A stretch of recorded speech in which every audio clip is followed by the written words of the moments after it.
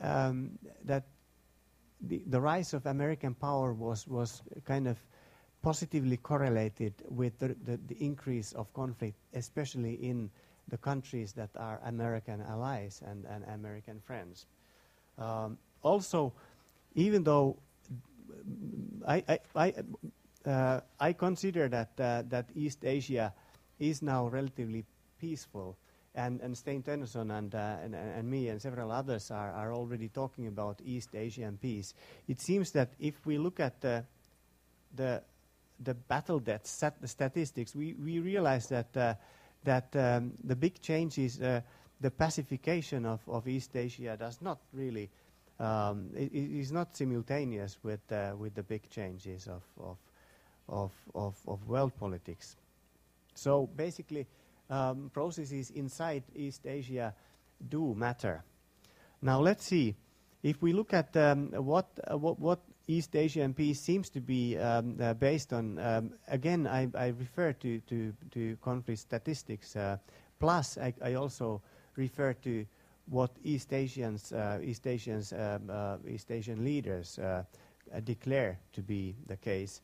It seems quite clear that unlike in many other places, honoring sovereignty is still an important element, or has been a very important element in the peacefulness of East Asia. And this we can see by looking at how little there has been interference, especially after East Asia had become more pacific in 1979. Also, the formula has been based on the idea that East Asia focuses on what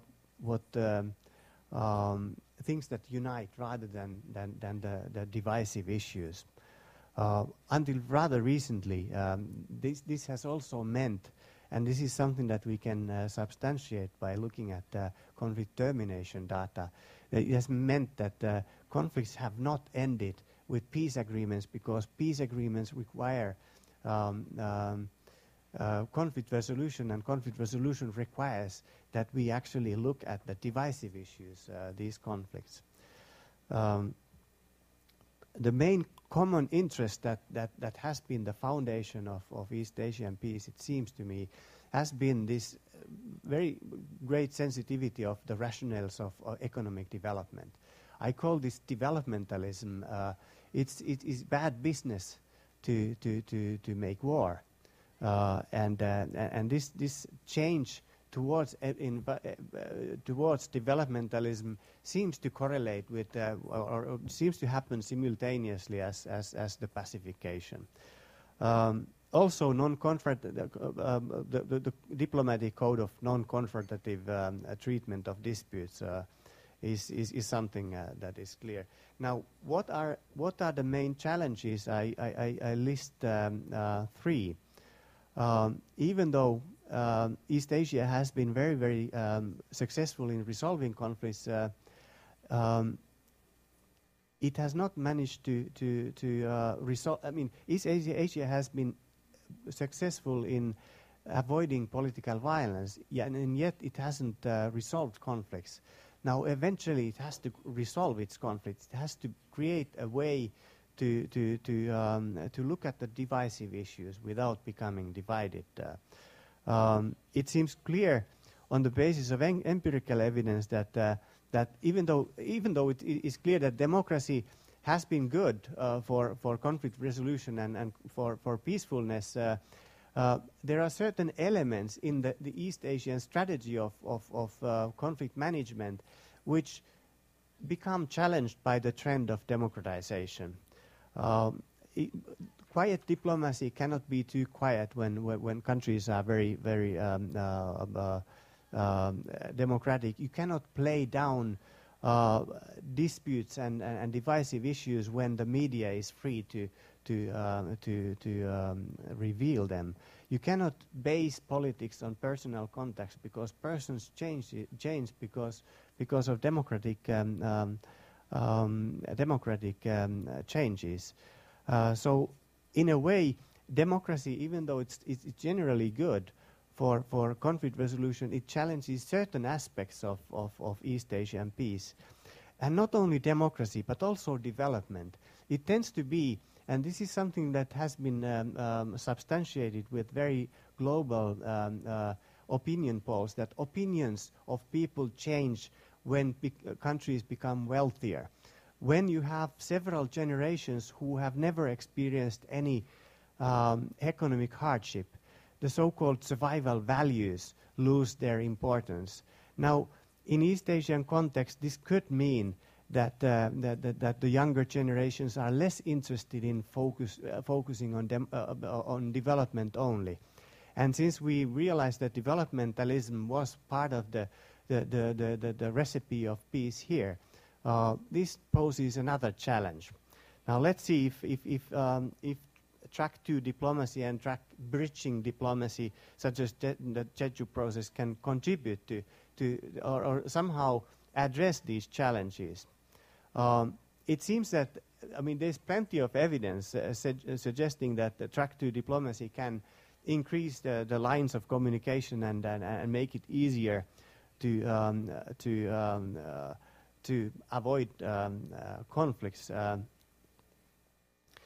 However, if we realize that the weak point in East Asian conflict management strategy has been the inability to resolve conflicts, inability to focus on conflicts, focus on divisive issues, then I think we could say that if Jeju process can somehow create that kind of culture where you can address divisive issues without becoming divided, this would be very important. I think it would first and foremost it would require that there would be people from all sides, and I think the efforts that that Jeju process has made to invite also North Koreans, once that is that can be done, I think that's one of the milestones that could be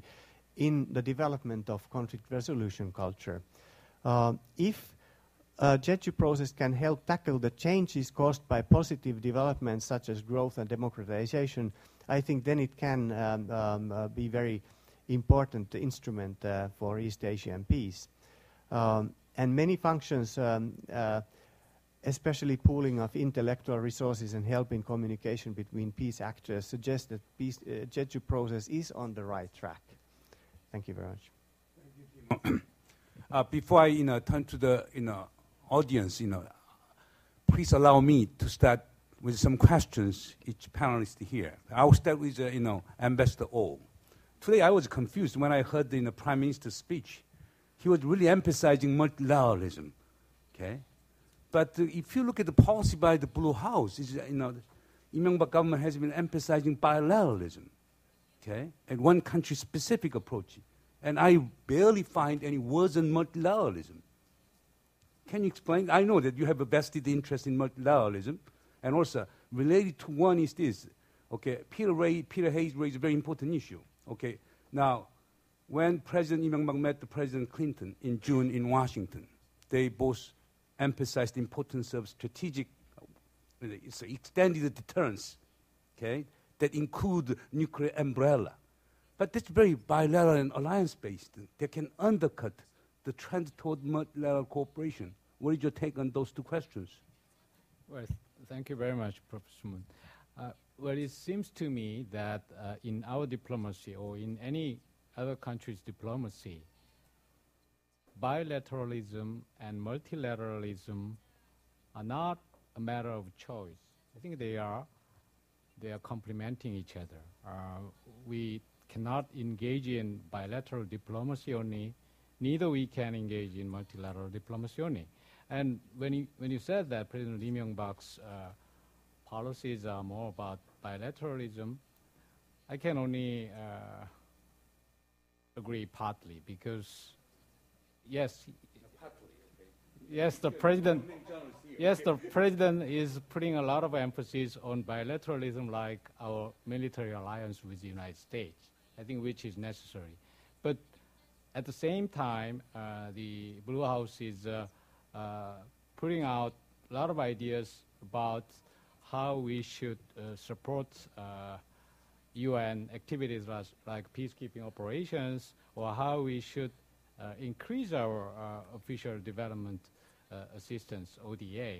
So all of these, even though they are not using the term multilateralism, these are very much about multilateral activities and multilateral diplomacy, I think. Very diplomatic way of. How, we have a bunch of senior journalists here. Can you make a yama out of this? No? Then you got to ask questions later. And Ambassador Tonino, really, I think that the General Pan raised very, very important questions. Well, do you, okay, let me ask in this way, okay, because unless then, if I not intervene, then there will be direct exchange of fighting between the two. Therefore, I don't want it. Therefore, whole point is this. Do you really fear Chinese rise? And if so, why? And also, is it possible for Japan and China to come up with a shared vision for common security? I think when General Pan talk about a vision, I think he's talking about a new vision for common security. Well, can I have 5 minutes? I think we are here to not only here, so not here to solely talk about friendship, listen to remarks which is pleasing to ears. That is not the purpose of this forum, I think. Now, Keating's remark, I'm not quoting from Western media, Japanese media, which makes sometimes, very often, gross mistake reporting. This is the remark made by at Congress, congressional testimony. And we have in receipt of the official cable from my embassy in Washington. This was confirmed, and what I said was there on record in the Congress, because this remark by Admiral Keating, as I said, is a remark made at the congressional testimony. So don't put the blame on me, but take it to Washington, and Keating, if you say so, Keating is lying grossly, but as I said, it's not. I'm based upon my remark, based upon the congressional record. Now, Taiwan, maybe yes, I should have said 两岸关系, they say, relation between over the Taiwan Straits. But I have retired from the Foreign Service almost 9 years ago. So I was, but this China-Taiwan relations is often the kind of expression used in Western media, even academic articles. So maybe I should have been more careful, but as I said, I'm a retired officer for more 10 years. Now, finally, 10 years ago, when I was about to depart from Beijing, a good friend of mine, we had a dinner together.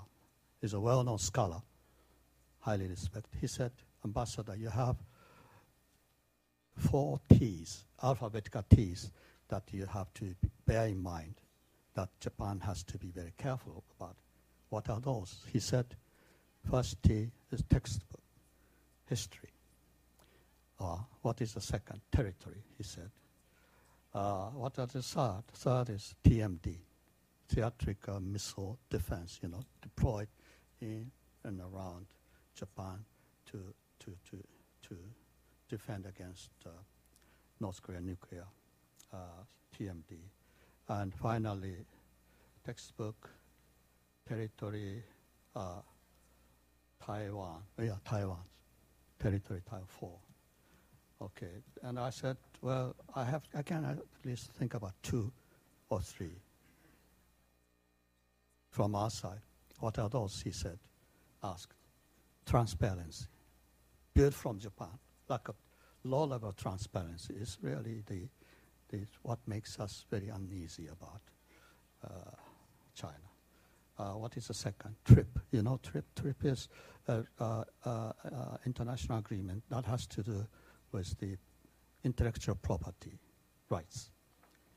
And the third was lack of trust, low level of trust.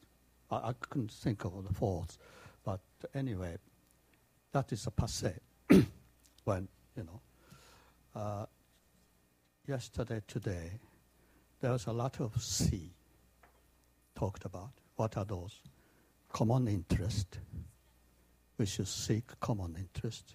We should seek common project. We should engage in more active consultation. What are others? Common area, common cooperation. A lot of C's. That is definitely against the background of very much improved China-Japan relations due to the change of our prime minister, from T to C. That is what is happening, and I'm very glad to observe, Japan, China addressing jointly common interest, which goes beyond the horizon of bilateral relations, environmental issues, terrorism, and of course North Korean issues. There's good consultation, and I welcome this more recent trend. The rise of China, yes, of course we welcome, particularly rise of the economic power. That is a golden chance for Japan, as well as the rest of the countries. Take advantage of the rise of the economic rise of Chinese economy. That is in the interest. But again, I wish to stress what makes us somewhat concerned, uneasiness comes from the low level of transparency in the conduct of national affairs. And this is being shared by the neighboring countries. Thank you. By the way, General Pan, the Ambassador Tanino was the person behind Fukuda policy, Fukuda's Asian diplomacy. Okay, he's the person who really helped changing Japanese foreign policy from Koizumi's America-only policy into more closer ties with China. Therefore, in the sense, I hope that you do, recognize his contribution in shifting, Japanese Koizumi policy on China under the Fukuda administration. He's a classmate of Prime Minister Fukuda's classmate. Kept telling Fukuda is that you should not be swept away by the populistic, sentiments. As a leader of Japan, don't, internet, irresponsible TV reporting, don't be swept away by this. But politicians tend to do this, appeal to the populism, and thus win the support. But Fukuda did a good job. Yes. As a political leader, strong leadership. By the way, General Pan, how would you respond to his arguments about the low transparency? That has been a big issue, Even during the May conference in Beijing, that was the same issue.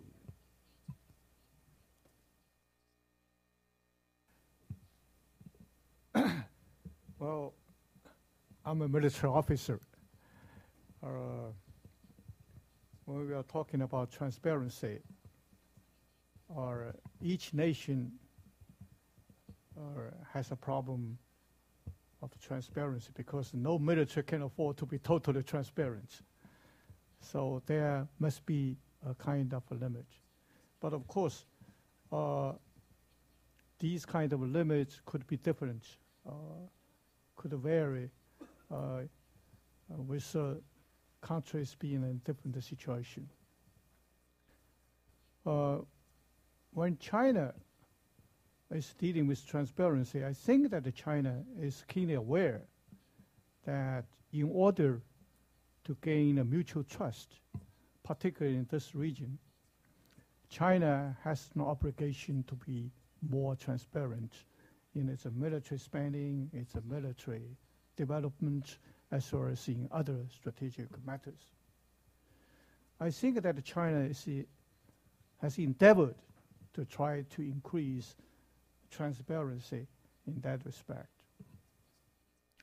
However, China has a few highlights with regard to the transparency.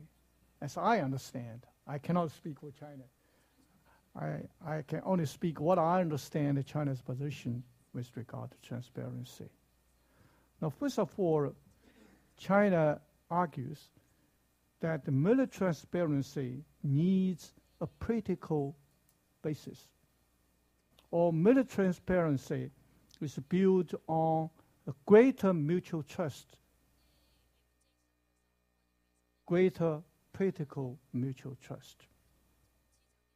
So if you have a solid, a practical mutual trust, and then you can afford to be more transparent to the other side.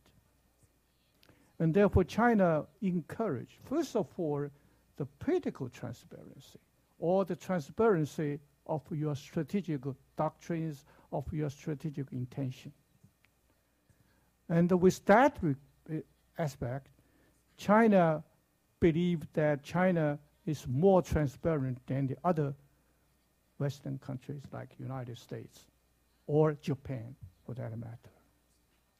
We don't believe Japan or the United States in this region are very transparent in their strategic intention. Now, for example, Security Alliance.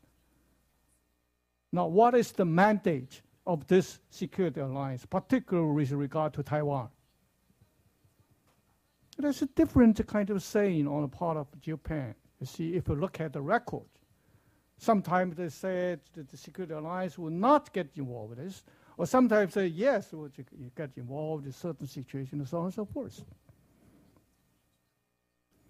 So we are very much concerned about this transparency, about their practical, about their strategic intention. Now, to give you another example about the nuclear matters. Is Japan transparent about the nuclear doctrines? There are so-called 3 guiding principles of a non-nuclear stance. Yes. Each Japanese government till today emphasized that it faithfully adheres to these 3 principles of non-nuclear posture. But do you believe that this is true? And the recently revealed documents demonstrated that this is a lie. So you see, China also has a problem with regard to interpreting of the other side's a kind of transparency. Secondly, military transparency. Now, for example, military spending. It is true that China may have some kind of different calculation of its military spending. And therefore, there might be some variance in accordance with the Western calculations in terms of military spending. I acknowledge that. But I could guarantee that on the whole, the figure that the white paper of the Chinese government offered is true. Try to imagine that China has accorded such a kind of impressive economic progress with its sole focus on economic development. Under such circumstances, can you imagine that China would secretly allocate a huge sum of money for military buildup? Can you believe that? There is a saying that a butter and a cannon cannot be achieved at the same time. So in fact, China's military modernization is always in the back seat. So that is true. Under such circumstances, do you believe that China could hide